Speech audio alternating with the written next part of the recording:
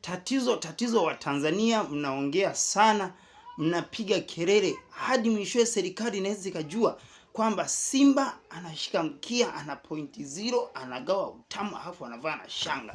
Serikali ikijua Simba atafungwa, atapata adhabu, kifungo, ataenda mahakamani. Mnashindwa kudiscuss taratibu, serikali sijue. Yesu, unakuta watu walioko airport, watu walioko kwenye makampuni, walioko maofisini, barabarani, wanaongea Simba pointi 00. Serikali ikijua, hamuoni kama tasawisha matatizo kwenye mpira wa nchi?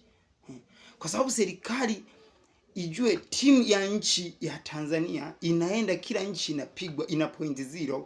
Hakuna timu nyingine kwenye klabu bingwa zote huko kutoka mataifa mbalimbali ambazo ina pointi 0. Ila ni Simba kutoka Tanzania. Unafikiri rais atajisikiaje? Waziri mkuu atajisikiaje? Makamu wa rais atajisikiaje? Waziri wa michezo atajisikiaje? Hamuoni kama mnataka kutafuta conflict of interest? Nani? Ongeeni taratibu, hasa mashabiki wa Yanga, tulizeni temper. Mdiscuss nye kwa nye taratibu kwenye magrupu ya WhatsApp huko kidogo. Sio kuyazagaza huku Simba anagawa utamu, Simba pointi 0, Simba anashika mkia. Sawa, ni kweli, lakini serikali ikijua mtasababisha matatizo.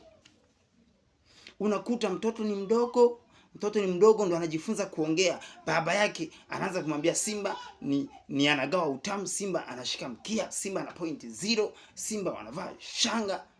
Mtoto mdogo ndo anajifunza kuongea, anaanza kusikia maneno kama hayo, Simba anagawa utamu. Kwanza mtoto mdogo atajiuliza utamu ni nini?